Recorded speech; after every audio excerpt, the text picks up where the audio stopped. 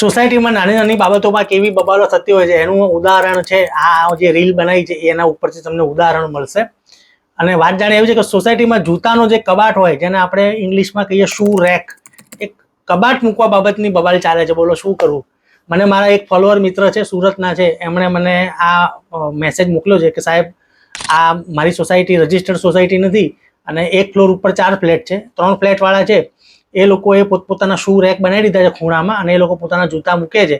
પણ મારી જે જગ્યા છે ત્યાં પ્રોપર જગ્યા નહીં હોવાથી મેં જે મારું શૂ રેક છે એ આપણે જે રેલિંગ હોય દાદરાની એ બાજુ મૂકેલી છે. અને પણ સોસાયટીવાળા અને મારા સોસાયટીવાળા અમારા પાડોશી અને સોસાયટીના પ્રમુખ એ એવું દબાણ કરે છે કે હું અહીંયાથી શૂ રેક લઈ લઉં અને બીજી જગ્યાએ મૂકું, જે બહુ જ નાની જગ્યા છે, તો હું શું કરું. તો મિત્રો પહેલી વાત તો એ કે આ બહુ બાયનોર ઇસ્યુ છે અને આવા ઇસ્યુ ઉપર સોસાયટીમાં અને પાડોશમાં અંદર ઝઘડા કે એવું મંદુક કરાય નહીં.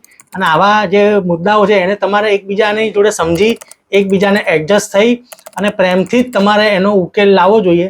બાકી તમારે વર્ષો સુધી એકબીજાની જોડે રહેવાનું છે. કહેવાય ને કે પહેલો સગો પાડોશી. તો આવા શૂ રેક જેવી નાની નાની બાબતોમાં કોઈ પણ જાતના મંદુક અથવા તો ઝઘડા કરવા જોઈએ નહીં.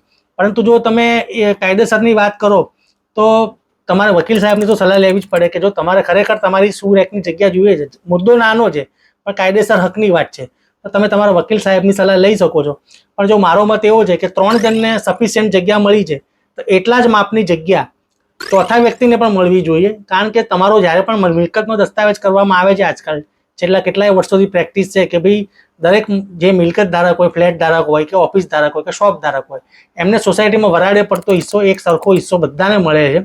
તો એનો મતલબ એવો ના હોવો જોઈએ કે એકને સરખી જગ્યા મળે અને બીજાને ના મળે. એટલે તમામને સરખી જગ્યા મળવી જોઈએ. એટલે કોઈને કોઈ વાંધો પડે નહીં અને તમામને કહેવાય ને કે ન્યાયની વાત થાય. અને તેમ છતાંય જો તમારે કેસ જ કરવો હોય તો કોઈ છૂટકો નથી. તમે તમારા વકીલ સાહેબને મળો, એમની સલાહ લઈ અને આગળ વધો. બાકી આવા નાના નાના મુદ્દે સોસાયટીમાં ઝઘડા કરવા જોઈએ નહીં અને એકદમ શાંતિથી રહેવું જોઈએ. અને જેને ઓછી જગ્યા મળે છે એ પાડોશીને એમનો હક આપવો જોઈએ.